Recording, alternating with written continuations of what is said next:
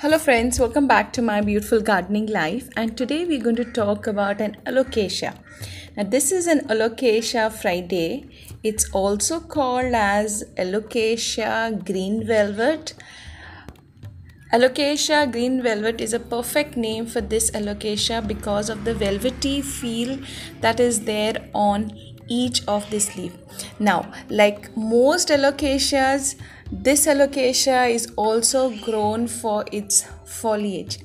So keeping this foliage is quite a task if it is not properly cared for.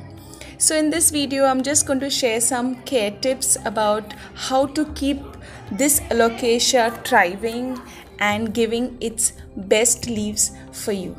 So let us start.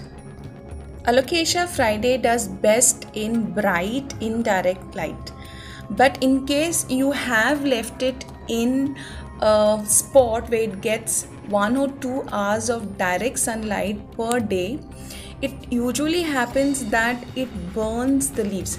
So moving it to a spot where you're getting indirect sunlight would work best for this plant. But there's another pointer here. In case you have kept it where it is getting insufficient light, then the chances of the growth of this alocasia is that it grows very slowly. So that means it will take a longer time to give out new leaves. So getting that spot where it is getting bright indirect sun and not getting any direct sun would be quite a task, because I have burned quite some leaves just to get that correct spot for my alocasia. Now when we talking about the soil mix, we are talking about a soil mix that would be able to retain some amount of moisture in the soil. So for the soil mix, I have taken 50% of my garden soil, 25% I have taken coco peat because that will help to retain the moisture. The balance 25% I have used charcoal, I have used vermicompost, and I have also used perlite. So taking that 25% of coco peat helps retain moisture for this plant, which it enjoys at all times.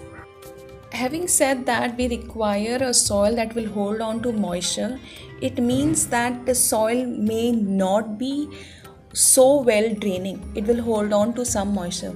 So you will have to check your plant every few days for signs that it needs to be watered. You'll have to check the moisture in the soil. You can even check the weight of the pot to know whether there is water retention that is happening. You can check the plant for any sign of overwatering or underwatering. You can insert your finger in the pot about an inch below and check whether it's coming out dry, and then only go ahead and water it. So since these plants are little tricky to handle, watering plays a very important role, because the moment you are overwatering it, chances are there for roots getting rotten or there is a fungal infection of the roots. So to avoid that, best would be to use all these pointers before watering the pots. These plants hold on to a certain number of leaves at a certain point of time. So if you find leaves that are bending over and which are kind of growing old, a pruning would be necessary. Otherwise, this plant does not require any pruning and it does not benefit from cutting off its very healthy leaves. Moving on to propagation. Now, propagating this plant is the most enjoyable aspect of growing this plant. It gives lots of baby pups which you can easily transfer to a new pot and watch it grow to a very beautiful Friday and a very pretty plant. So propagation usually happens through root division, and it is indeed an enjoyable experience to separate them and have more pots. Now with regards to the fertilizing, I apply fertilizer to this plant every month. So it is a very organic fertilizer, that is my banana peel fertilizer, which is in a liquid form. So I mix it in equal proportion as in with water and apply it to the plants, and it is doing fantastically well for this plant.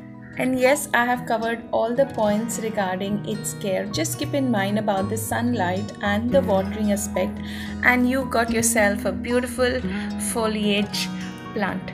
That is all, friends. Thank you so much for watching. I see you again in the next one. Bye.